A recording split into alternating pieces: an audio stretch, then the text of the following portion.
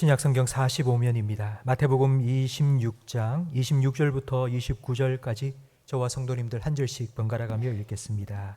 그들이 먹을 때에 예수께서 떡을 가지사 축복하시고 떼어 제자들에게 주시며 이르시되 받아서 먹으라, 이것은 내 몸이니라 하시고 또 잔을 가지사 감사 기도하시고 그들에게 주시며 이르시되 너희가 다 이것을 마시라. 이것은 죄 사함을 얻게 하려고 많은 사람을 위하여 흘리는 바 나의 피 곧 언약의 피니라.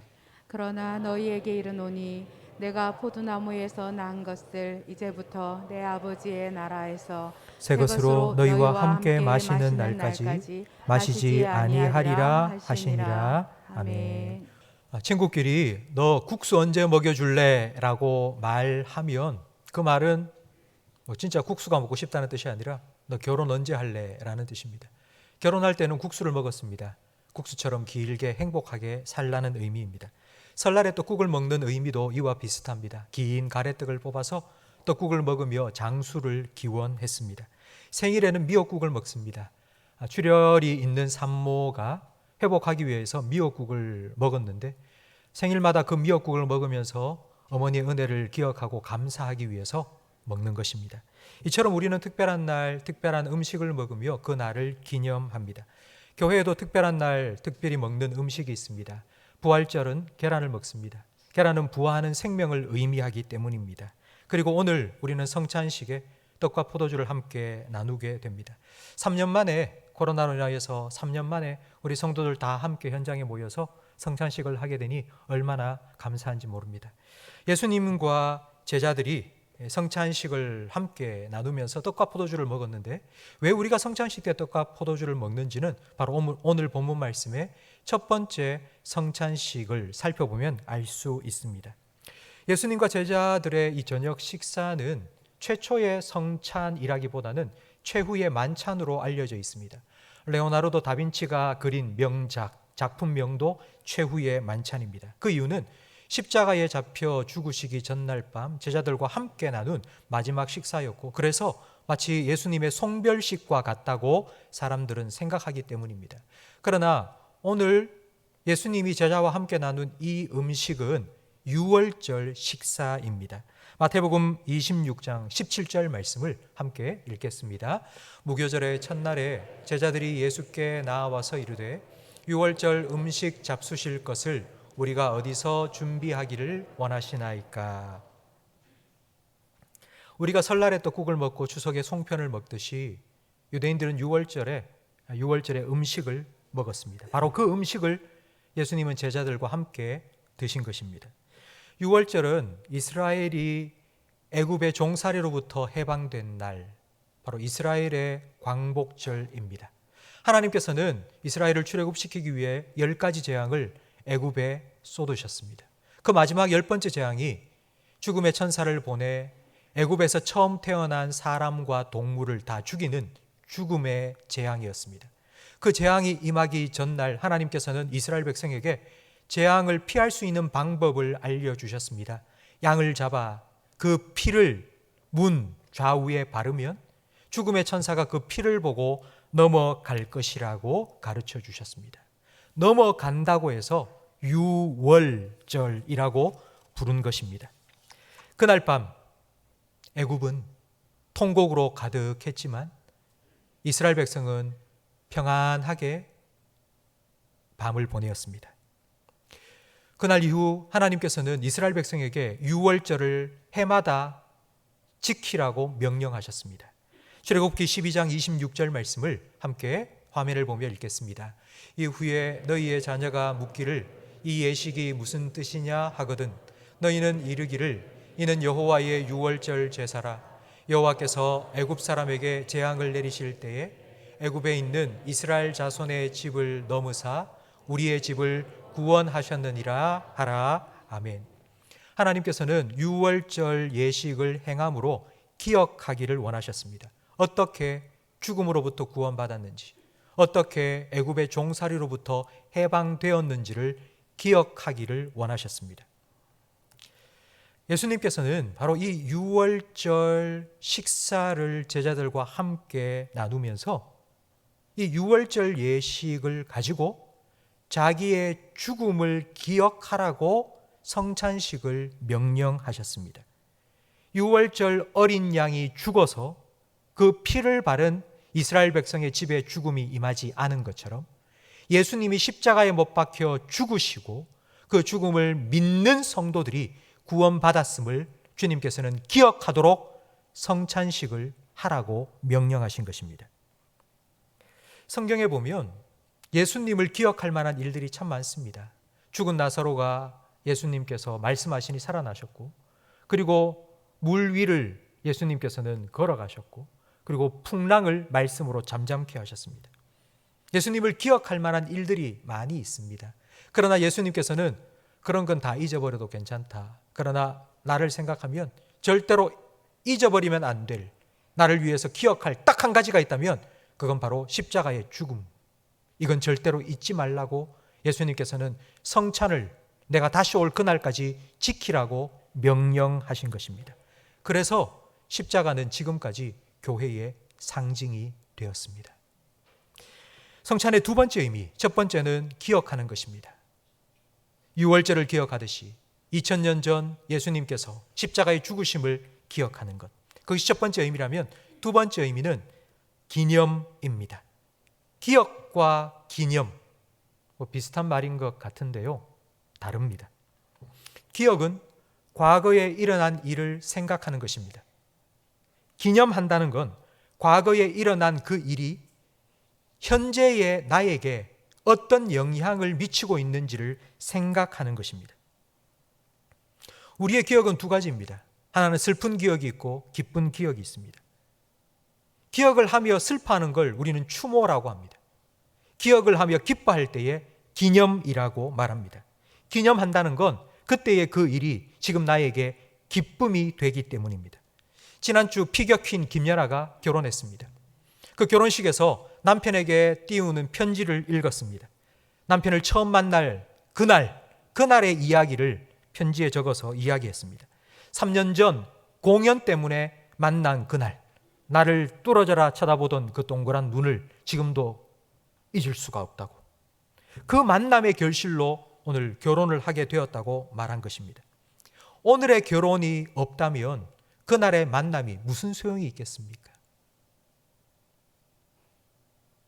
그날의 만남으로 인하여 3년 동안 그 결실로 오늘 결혼했기 때문에 그날을 기념할 수 있습니다. 예수님의 죽음, 2000년 전에 예수님께서 골고다 언덕에서 십자가에 못 박혀 죽으셨다는 걸 이 자리에 계신 분 중에 모르는 사람은 없을 것입니다. 우리는 귀가 아프도록 그 이야기를 듣고 들었습니다. 그런데 2000년 전에 예수님께서 십자가에 죽으셨다는 것을 기억하는 것으로 끝난다면 우리에게 무슨 소용이 있겠습니까? 고구려 백제 신라가 2000년 전에 이 땅에 있었다는 걸 기억하는 것, 그것과 다를 바가 무엇이겠습니까? 해마다 제가 국민학교, 초등학교 다닐 때는 6.25가 되면 늘 반공 포스터 그리기를 했습니다. 무찌르자 공산당, 상기하자 6.25 뭐 이런 걸 그림 그리고 그걸 붙여놓고, 그리고 반공 웅변 대회를 했습니다. 나는 공산당이 싫어요 이렇게 외치면서 6.25만 되면 그런 행사를 했습니다. 그러나 여러분, 6.25를 실제 경험하지 못한 전후 세대들은 이와 같은 행사를 아무리 한다고 해도 그 전쟁이 뭔지, 지금 내가 누리고 있는 평화인지 별 의미가 없습니다. 와닿지가 않습니다. 그냥 형식적인 행사로 지나가고 말았습니다. 그래서 요즘 들어서는 이런 행사들이 많이 바뀌었습니다. 지난 금요일부터 오늘까지 칠곡보 광장에서는 세계 평화 문화 대축전이라고 열립니다. 그리고 그 축전과 함께 제13회 낙동강 지구 전투 전승 기념 행사도 함께 열립니다. 그러니까 6.25 사변 때 내려오던 북한이 이 낙동강 전선에서 딱 막아냈다. 그 승리를 기념하기 위해서 평화 대축전을 벌이는데, 거기에 참석한 분들의 이야기를 읽어보니 체험을 한다는 겁니다. 그때 싸웠던 학도병의 옷을 직접 입어보고, 그리고 그때 빗발치던 총알을 피하기 위해서 숨었던 참호 속에 들어가 보기도 하고, 그 안에서 학도병들이 먹었던 주먹밥을 실제로 먹어보기도 하면서 지금 우리가 누리고 있는 이 평화가 어떻게 우리에게 주어졌는지를 체험하고 기념하는 행사를 가집니다. 오늘 우리는 떡과 포도주를 함께 먹고 마십니다. 2000년 전 예수님의 죽으심을 기억하기 위해서만이 아니라 이 떡과 포도주를 내가 먹고 마심으로 그 예수님 때문에 내가 생명을 얻어 살아가고 있음을 기념하기 위해서입니다. 성도 여러분, 우리는 밥을 먹고 물을 마셔야 삽니다. 우리의 영혼은 예수님의 살과 피를 상징하는 바로 이 떡과 포도주를 먹고 마심으로 살아갑니다. 이것을 기억할 뿐만 아니라 실제로 체험하고 실감할 수 있도록 오늘 우리는 잠시 후에 이 예수님의 살과 피를 상징하는 떡과 포도주를 실제로 먹고 마실 것입니다. 성찬은 과거의 기억 그리고 현재의 기념뿐만 아니라 미래의 기대를 우리에게 줍니다. 마태복음 26장 29절 말씀을 우리 화면을 보면서 함께 읽겠습니다. 그러나 너희에게 이르노니 내가 포도나무에서 난 것을 이제부터 내 아버지의 나라에서 새 것으로 너희와 함께 마시는 날까지 마시지 아니하리라 하시니라. 아멘. 이 말씀을 잘 이해하기 위해서는 유대인들이 1년에 한 번씩 늘 지켰던 그 유월절 식사 순서를 알아야 됩니다. 유대인들은 유월절 식사 때에 총 4번의 포도주를 마셨습니다. 첫 번째는 온 가족이 다 함께 잔에 포도주를 따르고 이제 시작하는 건배를 하는 겁니다. 건배. 이제 유월절 시작합니다. 그리고 한 잔을 마십니다. 그리고 난 후에 유월절 때 급히 나오느라 발효시키지 못한 무교병을 먹었던 것을 기억하면서 무교병으로 딱딱한 빵 사이에 쓴 나물을 넣은 샌드위치를 먹습니다. 그러니까 딱딱하고 쓰고 맛이 없습니다. 그걸 먹고 난 후 이렇게 말합니다. 우리 조상들은 애굽에서 종살이를 하면서 이렇게 쓰디쓴 음식을 먹었다. 그리고는 이제 두 번째 잔을 따라서 마십니다. 그 쓴 것을 헹구기 위해서입니다. 두 번째 잔을 마시고 난 후 이제 유월절 만찬을 즐깁니다. 양고기도 먹고 그리고 맛있는 빵도 먹습니다. 그리고 세 번째 잔을 따라서 마시면서 이와 같이 오늘 우리에게 이렇게 풍요로움을 주신 하나님께 감사한다고 그 감사의 잔을 세 번째 잔으로 마십니다. 그리고 난 후 가정의 가장이 이렇게 말합니다. 아마 우리 가족들 중에는 지금 힘들고 어려움을 겪는 사람들도 있을 겁니다. 그러나 하나님께서 보내주신 메시아 구원자가 다시 이 땅에 오실 그때 우리의 모든 슬픔과 아픔은 다 사라질 것입니다. 그 메시아와 함께 하나님의 잔치에서 우리는 기쁨의 잔을 들게 될 것입니다. 라고 말하면서 네 번째 잔을 따라 함께 건배하고 마심으로 유월절 식사가 끝납니다. 제가 이 설명을 해드린 이유는 예수님께서 오늘 본문 29절에 내가 앞으로는 이 포도주를 마시지 않겠다고 말씀하신 건 바로 이 네 번째 잔을 마시지 않았다는 의미입니다. 예수님께서 이 네 번째 잔을 마시지 않았다는 의미는 최초의 성찬식이 아직도 끝나지 않았다는 뜻입니다. 우리는 예수님께서 2000년 전 제자들에게 직접 떡과 포도주를 나누어 주면서 처음 시작한 그 성찬의 진행형 속에 참여하고 있습니다. 예수님께서는 그때와 똑같이 부활하셔서 지금 이곳에 임재하시고 여러분에게 이것은 내 살이니 이것은 내 피니 먹고 마시라고 주님께서는 우리에게 성찬을 나누어 주십니다. 천국 만찬에 우리 모두가 함께 참여할 그날까지 예수님께서는 여러분과 함께 하시며 여러분의 삶에 필요한 일용할 양식, 영의 양식을 날마다 공급해 주십니다. 이스라엘 백성이 40년 광야 생활 만나를 먹고 통과했던 것처럼 예수님께서는 광야와 같은 인생길 살아갈 때에 지쳐 쓰러지지 아니하도록 주님의 살과 피, 주님의 생명과 능력을 여러분에게 공급하여 주셔서 우리의 인생 여정 마치는 그날, 영원한 천국에서 주님과 함께 축배를 들 그날까지 여러분과 함께해 주십니다. 예수님과 얼굴을 맞대어 보면서 주님께서 이제 오늘 29절에 약속하신 것처럼 내가 천국에서 너희와 함께 마실 그날까지 내가 다시는 이 잔을 마시지 않겠다. 미루었던 그 마지막 잔을 드실 때 예수님께서 여러분에게 직접 잔을 부어주실 겁니다. 여러분의 잔을 채워주실 겁니다. 근데 여러분의 잔이 그때 시편 23편 6절 말씀에 기록된 것처럼 내 잔이 넘치나이다.